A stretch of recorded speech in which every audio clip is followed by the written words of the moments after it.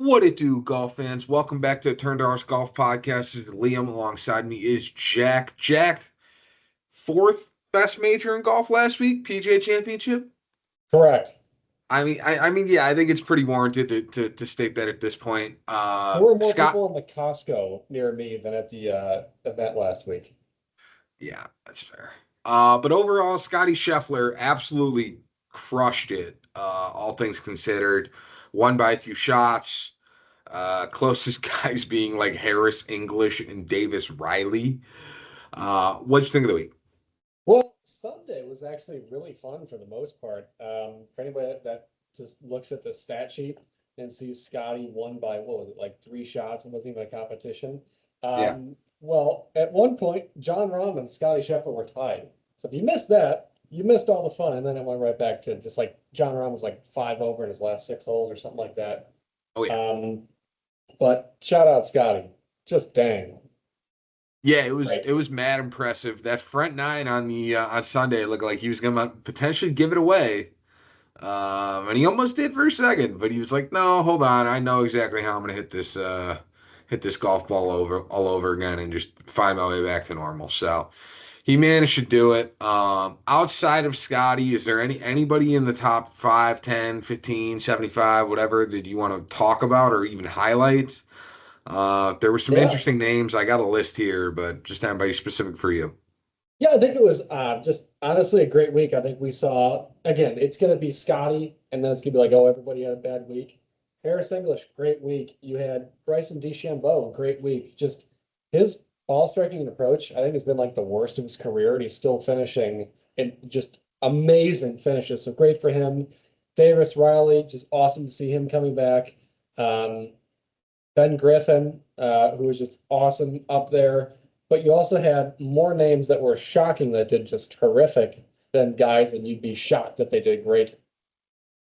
Yeah, I kind of have a list here that I compiled, and a lot of these guys are major winners. So notable guys to miss the cut, and this is kind of in descending order. So some of these guys up that I first mentioned did even worse.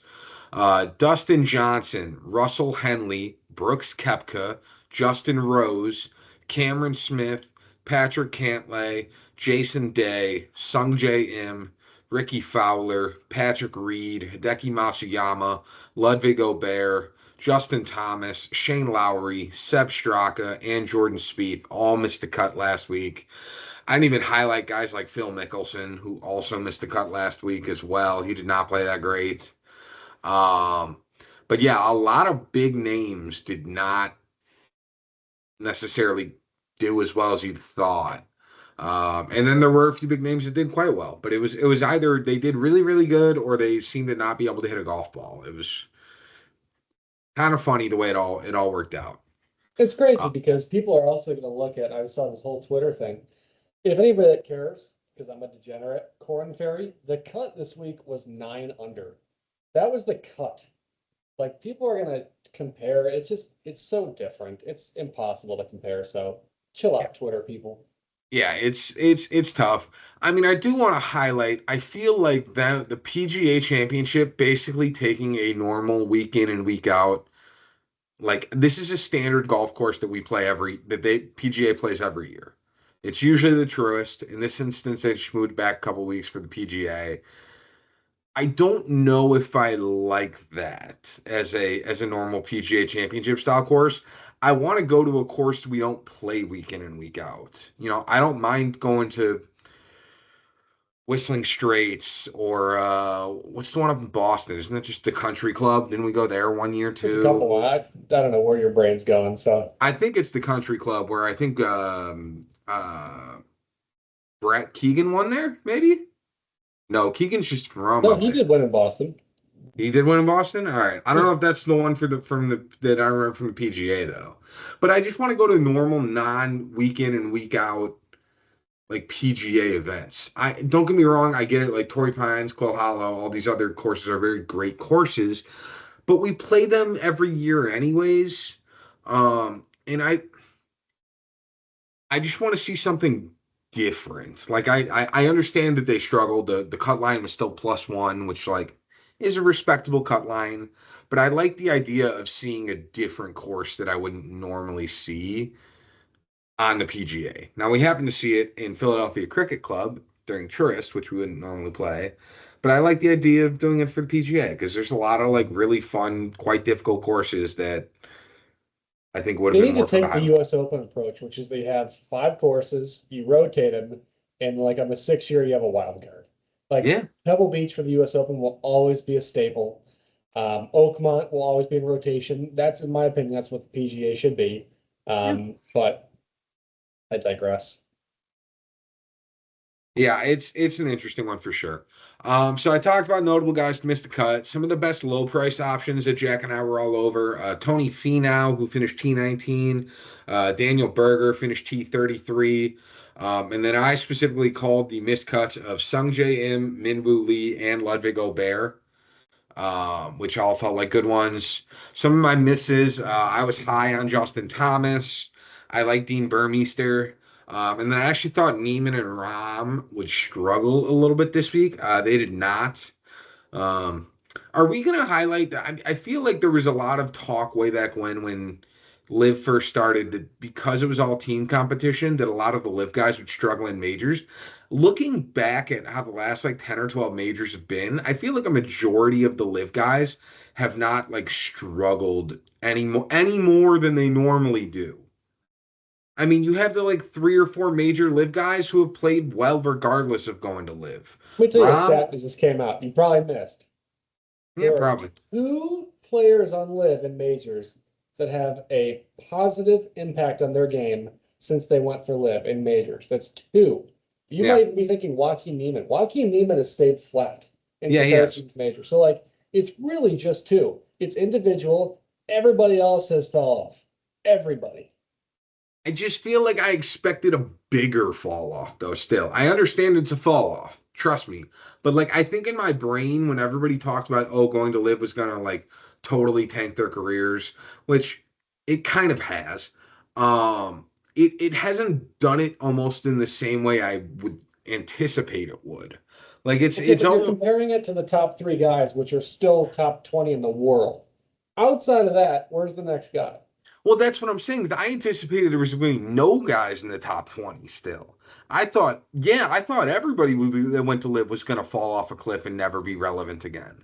And so the fact that there's any amount of relevance left in live, I think is a like it's a polarizing topic, but like there is relevance there, which is quite surprising to me. I would have thought everybody that went to live, I would have thought that everybody that went to live would have basically lost all relevance and never been spoken about again.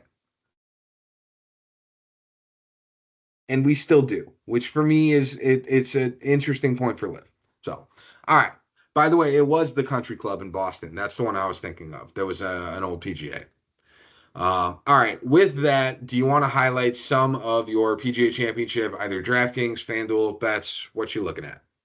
Yeah, I mean, I did not have a great week DFS wise. I had Sammy Valimaki, Akshay Bhatia, Sepp Straka, Patrick Reed all suck. And then I had Xander Schauffele scrap and Colin Morikawa do fine. In FanDuel, I had my bottom 3 guys miss the cut. Other than that, I had Scotty and Bryson, and then Xander, who nicked in top 30. I was close, but 0 for 2 on the DFS. But my goodness, were points dramatically low this week. Yeah, points were low. A lot of guys, again, with all those big names I mentioned missing the cut, I think it hurt a ton of DFS players. My lineup's now much better. I mean, I had Bryson finish T2 and Daniel Berger finish T33. The other 4 guys, Justin Thomas, Patrick Reed, Dean Burmeister, and Nicholas Norgard Moeller, who all missed the cut. And then FanDuel wasn't much better. I had Rory T47, Bryson T2, JT cut. Berger T33, and then Novak and Nicholas Norgard Miller both missed cut as well. So that wasn't very pretty either. So bets, you did like 22-ish. I'm gonna screenshot them again and just show them here. But if you want to highlight any of them, go crazy. Yeah, I'll make it really quick. I went down 0.95 units on the week, still up 11.26. My favorite ones were on my last 4, which is people to miss the cut. Nick Dunlap to miss the cut.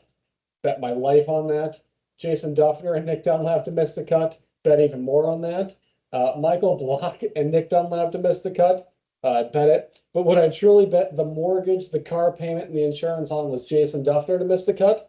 I literally said at minus 260. It's the freest money you could physically have in the history of free money. And I hope you guys listened because that was profitable. I also had like Bryson to finish in the top 11, Colin Morikawa to beat Ludwig Gobert, Xander top 30, and so forth. Some of the really big ones that missed um, were like Tommy Fleetwood finished like 41st. He missed Yeah. the top 40 bet. And then some guys that I thought were going to make the cut just didn't make the cut. But overall, just under a unit down at a major. I'm fine. Yeah. No, I get that.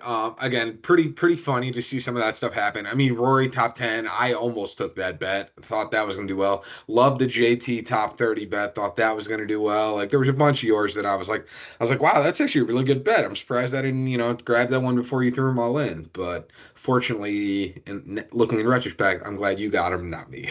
Thank you. Uh, for mine, I had six bets last week. I ended up with four wins, two losses. My losses were Rory, top 20 in round one. I think he finished T23, which sucks. And then I had Joaquin Neiman to finish T30 or worse. He basically sat around top 30 all week. And then on Sunday, shot like four under and finished T8, which that's his best finish, I think, in his entire history in the last like 8 years. Um, so it's gonna happen. It's whatever. I'll take those two losses. My wins: Scotty Scheffler top 10 minus 150, Bryson top 10 at plus 115, Daniel Berger over Sung J Im at minus 110, and then Bryson DeChambeau over Justin Thomas at minus 175. So overall, I'm up 1.3 units on the week. I'm now up 20.99 units on the year, so basically 21 units. And we're continuing to kind of cruise along with that. So it's nice. Jack Wildcard, how'd you do? Not great. I had Keith Mitchell top 20 in round one. He did not hit that. And I had Sammy Valimaki top 40. He also did not hit that. Both Hmm. missed the cut. There you go. For my wild card, I had Colin Morikawa to miss the cut at plus 275. That was a loss. I think he made it either on the number or one ahead of the number. But then he finished like T53 on the week. So you're not really thrilled if you took Morikawa, but I still lost a wild card. So on wild cards now, I have 10 wins and 18 losses. I'm definitely leveling out back to what I kind of anticipated pre-year. So on to winners. What's your winners looking like? I'm gonna be honest. I had a pretty year, like I'm talking like before December, Rory McIlroy future here at 11 to 1. And I think he closed at just over 4 to 1, like Yeah. four, right around four and a quarter to 1. I should have cashed out. I should have cashed out. I was so confident at 11 to 1. And oh God, I was so happy. I had Brooks at a future, it was like 50, 58 to 1, something like that. Um, I had Xander 19 to 1, finished inside the top 30, and then Hideki and Keith Mitchell 45 and then 120 to 1. Sucks. Yeah. I had an interesting setup. So I got Scotty pre-year at 7.5 to 1. So that was a win. I think he closed at like 4 to 1. I had Tony Finau pre-year at 100 to 1. He finished T19. And then I had Akshay 120 to 1. He missed the cut. My picks last week, I had Bryson, who finished T2 at 9.5 to 1. I had Daniel Berger at 75 to 1, who finished T33. And then I had Dean Burmeister, who missed the cut. So overall, not my outside of my basically my first two guys in each, Scotty and Bryson, everybody else was not really on it. But works out. That is another winner for us. We do count per years. That's what, four so far this year? Maybe five? Like more, I think it's more than that. Yeah. Is it even more? I know. I think I have two, maybe I have at three least now. three. Okay, so that's at least five, maybe six. I'll look back through and I will update it on the counter. So cool. With that, Jack, any other thoughts on the PGA Championship, or are we looking forward at the Charles Schwab? Worst major ever. You said worst major ever? Yeah, of the four, it sucks. Oh, I oh love yeah. majors, but my goodness, it just did not feel like a major from start to finish. But I digress because we have the Charles Schwab. Can't you see? Can't you hear it in Jack's voice how excited he is for Charles Schwab? All right, so Charles Schwab Challenge, par 70, totaling 7,300 yards. This course is chock full of trees. Most of them line the fairways, so everything's pretty tree lined. And in all reality, there's not a ton of notes this week. The keys to the game this week: driving distance and good approach play. Driving distance is ranked the lowest of or wait, driving sorry, keys this week are driving accuracy and approach. Driving distance is ranked the lowest of any course played this season. So you could hit the ball 220 yards or 330 yards, and it wouldn't really make a difference on how you finish in terms of in this field. With that, it's a pretty otherwise kind of standard course. We are back in Texas, so a lot of these guys are Texas boys who love to play in Texas events. So keep that in mind that you might get somebody with a bit of a Texas bias who might help. There is a interesting kind of phenomenon on the DFS side, Jack. Scotty is almost $4,000 more expensive than the next best golfer. Yeah, he kind of deserves it. I He don't. got, yeah, I I hate was just when gonna it say, and I does don't when it hate it. happens like this. I think it's unreasonable and inappropriate. Everything in between. But I will say, when a guy's won back-to-back tournaments, you can kind of have that luxury. I will say it's still a little egregious. And granted, the guys under him, like, yes, it this take this with a grain of salt, you nerds. But like Tommy Fleetwood is not a top five golfer. Daniel Berger's not a top five golfer. So there's a reason for the gap, but still, $3,700 is egregious. With that being said, hey, he's probably gonna finish top three this week. So you got options. Yeah. We'll jump right into it here. So we are going to follow DFS pricing on our way down. We'll just loop Scotty and Tommy together because you're both over 10K. This is what I wrote about Scotty. I said I stand by my usual statement. If you have the money to fit him in, he's worth it. Otherwise, I understand if you can't afford him. But one thing to note on him in this field, he is statistically two times better than the next golfer in his previous 36 holes. He's gained 2.69 strokes gained total per round.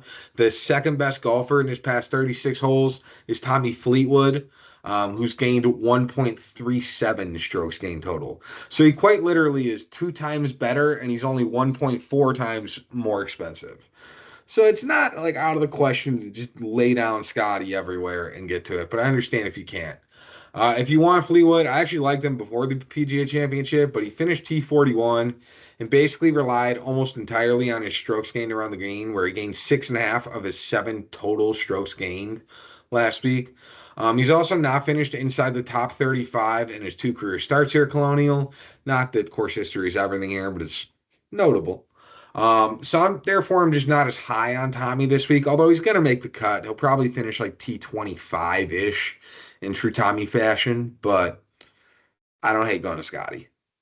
No, I think so. I think if you can get to him and you have people in your lineup that if you're comfortable with two guys under 7K, you can get to it. But it's it's I mean, listen, he's guaranteed a top 10, so it's Oh yeah. pretty worth it. Yeah, it's kind of disgusting how good Scotty is could be in this field. We talked about what was the tournament he was in prior to this, right? Was it the Truist or was it the one before that? What? It might have been Byron Nelson, right? Where it was basically like Scotty was all but locked in, I think, like top three in Yeah. that field. Yeah, I was happy to lose my third or worst bet. It was two and That's a half was the line. I've never seen that that before. that's right. Yeah, you had him at 2.5. I mean, he might be 2.5 in this field too. He's three and a half. Whoa, they think this is going to be a more difficult field than the Byron Nelson? Huh. All right, well, that's no whatever. Anyways, I think both guys are solid options. It's just a question of price point. You don't have to go to Tommy Fleetwood. I think a lot of these guys in the 9K range are also pretty good. We'll loop right into it. We got Daniel Berger at 9,900 down to Cashmere Keith Mitchell. Well, I will say that JT Poston is a guy that you really got to look at this week. Fifth at the PGA Championship, 23rd at Truist, 11 at RBC Heritage, and a bunch of other top 35, 45 finishes otherwise on the year. He's doing tremendous, and I think people are sleeping on him. Granted, with the field size, I think his price is a little elevated, but I also think this is going to be a really good spot for someone to kind of pick on JT Post in this case. But I also think, and I think truly outside of Scotty Scheffler, this is going to be a spot that I think Jordan Spieth, a healthy Jordan Spieth, can do well at. Now, granted, it's Scotty versus the field. Let's put it just bluntly. Like, I would not put more than like zero point zero 0.01 units on Jordan Spieth in any case of the word to win. But this is a target golf course. To your point, like Liam said it right off the bat, driver accuracy. 2 years ago, Jordan Spieth couldn't hit a football field from the stands, with an asterisk, obviously. He's healthy. If you really take a look, he's done really, really well. PGA Championship, man, that was a hard track, and we saw Ludwig Gobert, who should have tore that course up, miss it. You saw Yep. Rory McIlroy, who's the king of that. Like, I don't think that. I think a lot of people are going to look at that and go, "Oh my God, Jordan Spieth! Wow, well he missed the cut. He's washed. He's wiped out. His previous finishes were 34, 4, 18, 14, 12, 28. Like this guy has done really, really well for himself. And if he wasn't such a big name, it wouldn't be like win or bust. I think this is really genuinely a good spot for Jordan Spieth, especially at 9,800 compared to this field. It's not terrible. No, that's fair. I mean, I don't hate Jordan. I think he's a high price. He's the fourth most expensive guy. I wish he was cheaper. But he is in Texas, so I get going to him. I like Daniel Berger, though. He's been pretty spectacular as of recent. His only miss has kind of been with the putter. And that's just been the last couple weeks. There's really nothing about his game, though, that would deter me from looking at him again. He finished T33 at the PGA. He also did win here in 2020, right after COVID. If you remember, I think this was like the second or third event after COVID. So everybody was playing that week. And he hasn't missed a cut here since COVID, since that 2020 year. So I actually think that Daniel Berger is an extremely good option to get to um, at this price of 9,900. I also don't hate Aaron Rye. Um, he's he is one of the golfers in the field where the more of a penalty it is to miss the fairway, the better he is as a player. He thrives really well at making it to a lot of fairways, hitting a lot of approach shots close, and then putting. His miss is currently around the green, which isn't ideal, but there's so many other more important factors to play this week. I think Aaron is a good option, especially in the low 9K range. I think there's a lot of smoke and mirrors with a lot of these guys based on how they played last week that I'd be worried to get back to otherwise. So, all right. Any other thoughts or AK? Let's do AK. All right. Siwoo Kim, 8,900 down to Harry Hall at 8,000. Yeah, I think a lot of people are going to go to Siwoo just because he had a tremendous PGA championship and obviously has had a last good calendar month and a half or so. Um, I do worry that this may not be the event for him. And I think he's a little highly priced. You take a look at a little, not course comps, but something a little closer. In just the two tournaments before that in Texas, he finished 94th and 103rd in that event accordingly. I think he's going to be a little highly owned by a lot of amateur gamblers. And if you're playing in a lower stakes event, you can genuinely take advantage of that. But I do think Ben Griffin is probably the most interesting guy for me in this category. Ben Griffin looked stellar on the eyeball test for 4 days in terms of the championship, finished top 10, but also has a very, very consistent basis. Now, I'm not going to sit here and say that he has always played up to his mark and he's not finished like 80th in some tournaments and barely cracks top 45 in others. But if you're talking about a guy that should dominate an accuracy or a basic driven track, it's Ben Griffin and he has the tools for it. And you're giving me an 8,700 a guy, especially in this field. I genuinely think he can finish top 40 very easily. I think that's a really good marker for him at 8,700. I truly do. Yeah, it's funny because I actually like Ben Griffin this week too. He's playing a half a stroke better than his previous 36 hole baseline. He played great at the PGA, finished T8, where he gained in every statistical strokes gained metric. I think he also got freed up, admittedly, a little bit. This is kind of weird, but again, he won at the Zurich, which we agree is a fluky tournament, but it still gives you all of the same incentives to winning in terms of the PGA Tour card, the Masters play, all of the extra incentives. So I think with him winning and getting all of those incentives in, he's kind of playing with house money for the next few months at least. So I think Ben Griffin has the ability to go out and really shoot a low couple of rounds here at an event that is pretty well fit for him, like you said. There's also Lucas Glover in this range. This is also a course that's pretty built for him, all things considered, where he doesn't need distance to contend. The challenge with Lucas is you are basically truly gambling and rolling the dice week in and week out on whether or not his putter will be half decent. He's lost strokes gained putting in each of his last four starts, but in his last four starts at Colonial, he hasn't finished worse than T40. It's is his putter alive or not? Because this is a great course for him otherwise, but you just don't know what kind of putting you're going to get from him. So we'll see. Yeah, I Uh, also think really quickly, I think a lot of people are going to be very high on Brian Harmon this week. He obviously has had tremendous success here in the past, average finishing placement of just a hair over 27. His last two starts have not really shown me. I mean, granted, over the course of the year, he's done fine with a win at Valero, third at RBC Heritage. But outside of that, he has only gained one stroke on the entire event or more three times. Or sorry, out of those two like events that I said, three times in the calendar year of 2025. One stroke. This guy is not surpassing expectations, and I think there's better spots at 8,500, albeit the success he's had. Yeah, that's fair. I'm going to mention Harry Hall. He's made seven cuts in a row. In those seven cuts, he's got five top 40 finishes. If you know Harry Hall at all before, he's always been a short game specialist. But this is kind of the event that would be great for him. He's always known for not always gaining a lot off the tee, and usually it's due to the fact that he's not very good with distance. He ranks 130th on tour in driving distance. His accuracy is like somewhere in the 60s, I want to say. So he's way more accurate than he is long.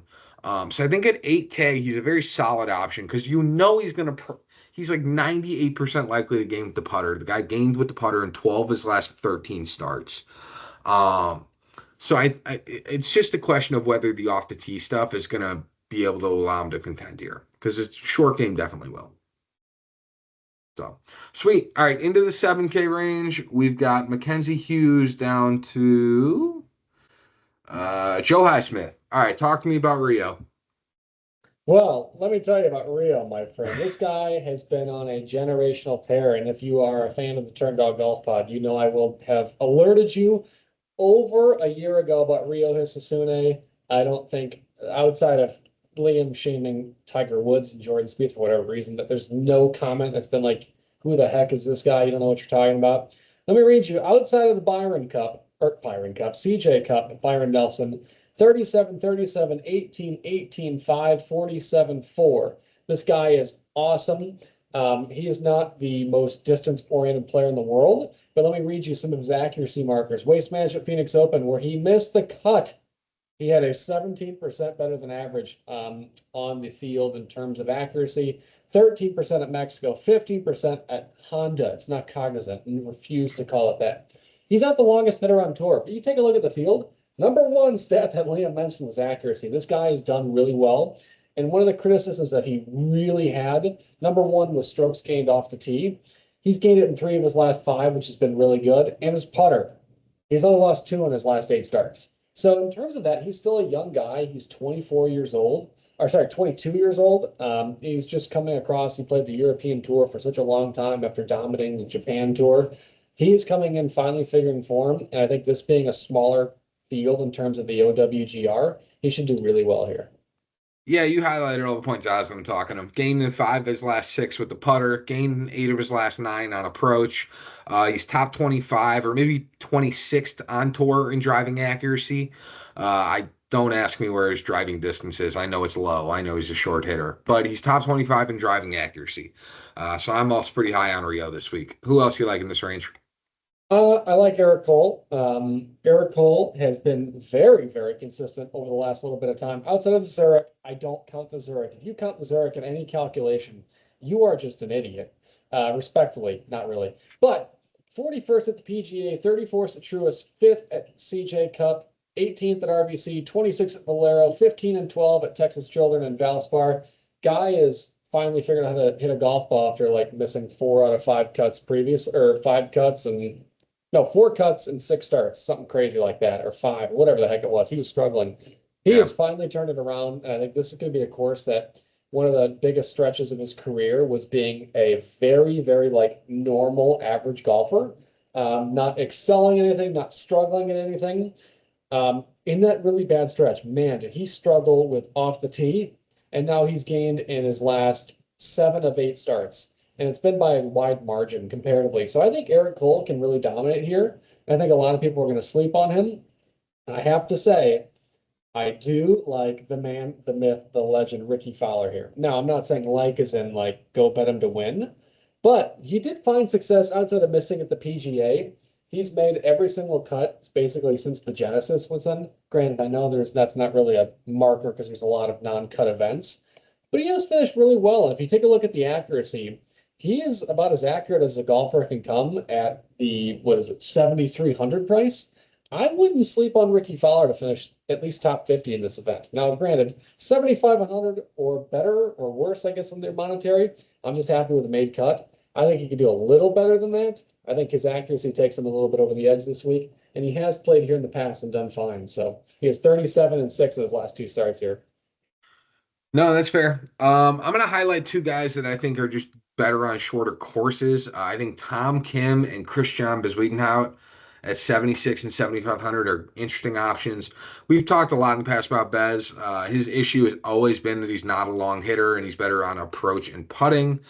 This basically sets up well for him. I think it's going to be similar to what I basically said about Harry Hall, where he's $500 less, but he's got a similar profile, and he's maybe in a little worse form than Harry Hall in terms of how he's finished recently, but he still just has to make the cut at 75.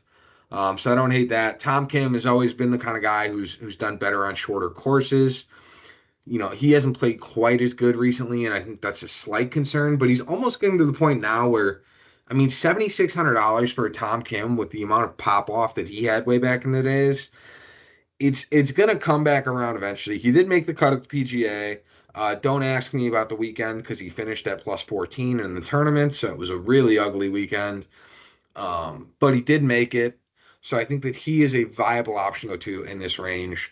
Last guy I'll mention, Ryan Gerard has been a bit of a cheap darling recently. He has made all of his cuts outside of the Byron Nelson. He's gained an off the tee, on approach, and around the green in each of his last 4 starts.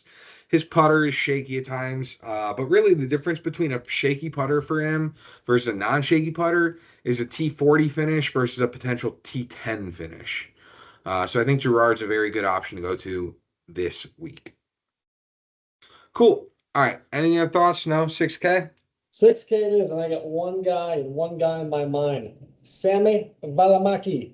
Sammy Valimaki sucked last week. He lost 2.8 shots around on approach. Was probably the worst performance I've ever seen out of him specifically. But that's a major for you. So you take a look at non-major events. Let's take a look at his last 5 or 6 starts. 7, 39, 18, 12, 4, 36. You bracket that. You put an $8,500 price tag on him if his name was like Justin Thomas. That's going to be incredible. Now, guy is actually improving his accuracy. You take a look at the events at the end of last year, like Zozo, he lost 15% on accuracy. Shriners, 15% on accuracy. He's actually gaining or around even in most every event. The only one he has lost on accuracy was 0.09 shot or accuracy percentage marks at CJ. You're fine. And 1.1 at Valero. In terms of accuracy, he's doing really, really good. And he was just used to be this crazy driver, just wildly swinging. And now he's really fine tuning his game. And with the putter, he has looked tremendous this year. And even last week, he looked fine. He was just leaving himself some trash opportunities. I expect him to bounce back this week. And if I find a made cut line on him, I'm betting it. No, that's fair. I like kind of the other guy that has also been a bit of a great rookie, Neil Shipley. He won on the Corn Ferry Tour 3 weeks ago now, and he's been playing pretty well since. He's not known for being a long hitter, but he is known for being an accurate hitter. So I think an event like this for Neil Shipley, 6,900, could be a viable option. I'll mention two guys lower that one guy I'm less high on, the other, but I want to highlight, and then one guy I'm significantly higher on. There is Blades Brown in this tournament, who is 17 now, I want to say. But he finished T2 at the Veritex Bank Championship on the Corn Ferry Tour, and then finished T37 at Myrtle Beach. Considering this is not really a strong field, I think just about anybody can contend here. Blades Brown's been playing really, really good golf recently, so he could be a viable option to make the cut at 65. But honestly, I like Brian Campbell even more. I think he's one of the most interesting stat profiles on the PGA Tour. He loses like 4 or 5 strokes every week off the tee, and it's because he's ranked 183rd on tour in driving distance. His average driving distance is 273 yards. That's awful. Jack hits his golf ball like 310 rolling. He hits it far. I can't give you all the credit in the world, but I'm pretty sure on a good day, Jack, I'm hitting my drive 270. Like if I'm really catching it. But the good news for him is that he hits the fairway on over 72% of all the fairways that he sees, which is a really, really good number. He's also got good approach. He's solid with the putter. I think at 6,400, Brian Campbell is going to make the cut this week and be a fun, sneaky option. So I like him as a low option if you're going to like a Scotty. Well, another low option, if you're looking to gamble, if you're starting, David Ford. David Ford is one of the greatest college golf prospects I have ever seen in my life. In my life. Now, he's played one professional event. He finished 72 at the Hero Dubai Desert Classic. Other than that, let me read you his collegiate finishes. You ready? 9, fine. Win, win, win. Runner up 1916, the pro event. Win, win 6-8. Do you understand how many dogs are in college right now? Do you understand the scale of the game? He's got 5 wins in his last like 11 starts in college, or 10 starts, 11 starts in college, and made the cut in a professional event. This is a week that we are going to see David Ford, one of the greatest, and he's a lefty too, so I'm biased. But he's like, he in his last 100 weeks of golf or 100 events, he's got like, I don't even, oh, sorry, 44 events. He's got 6 wins and 16 top tens. They don't even, people are going to hear that and be like, oh, it's different in college. Let me tell you guys, college golf is just a whole other ballgame if you've never watched it before. This guy has 5 wins in his last like 10 or 11 starts. At 6,600, granted, I think it's about 40% likely he makes the cut. But 40% at $6,600 is a gamble that you're going to have to take in some regard if you pull a Scotty. Yeah, that's fair. I think Campbell, in my opinion, is probably like 66% likelihood to make the cut, in my opinion. I think he's going to make a cut. I mean, his only issue is driving distance. I'm very confident on him this week.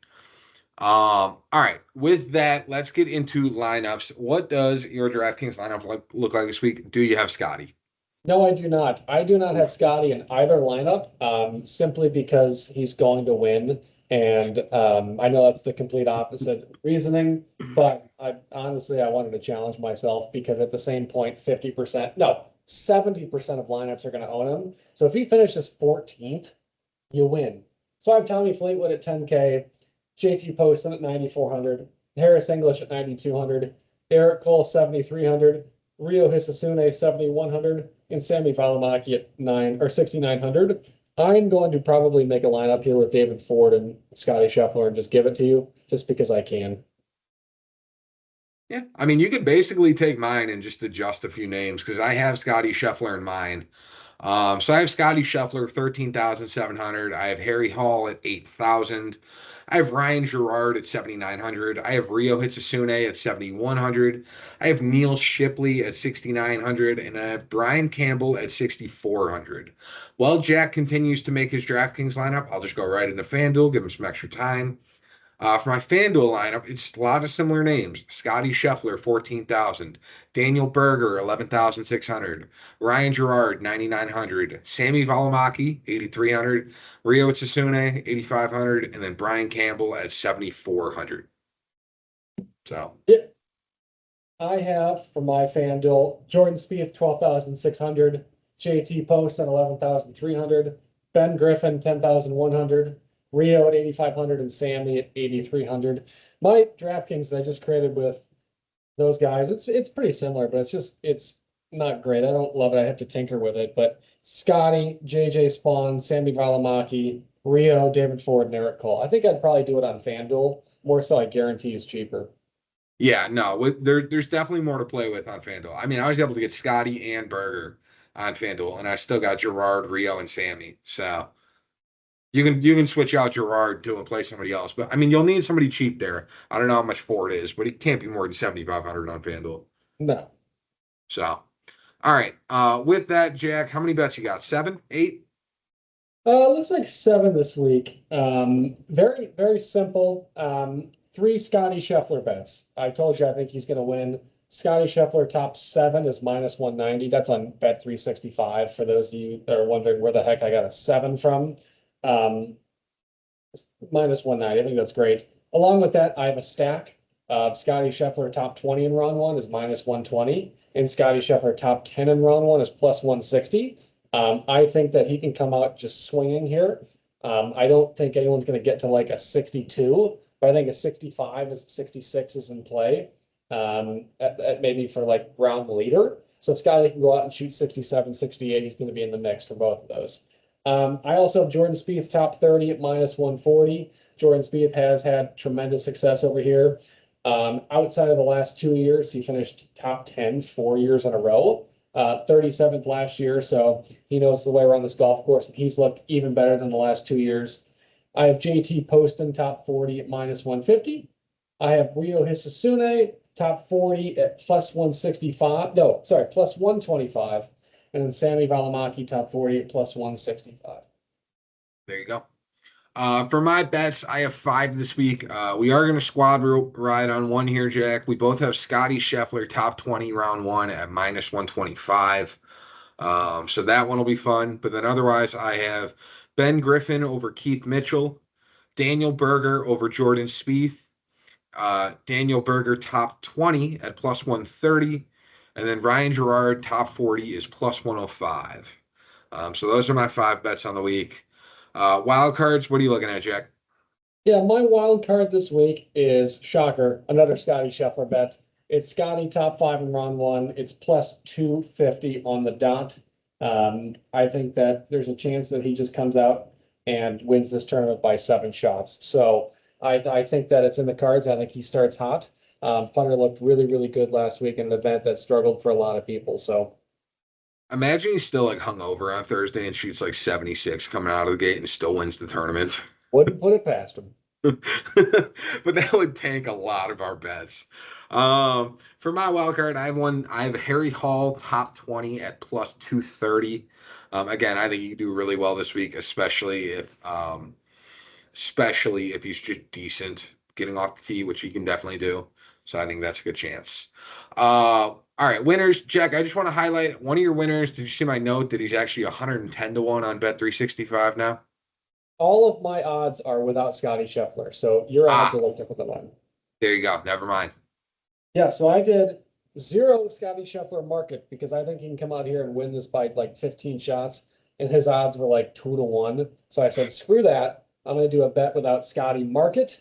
You also have to do the filter for that. JT Poston 30 to 1, Ben Griffin 45 to 1, and Rio Hisasune 80 to 1. No, that's fair. My winners, I'm only doing two this week. By the way, Scotty will probably win here, but he's 2.6 or he's 2.6 or plus 260 to win, so it's really not worth it.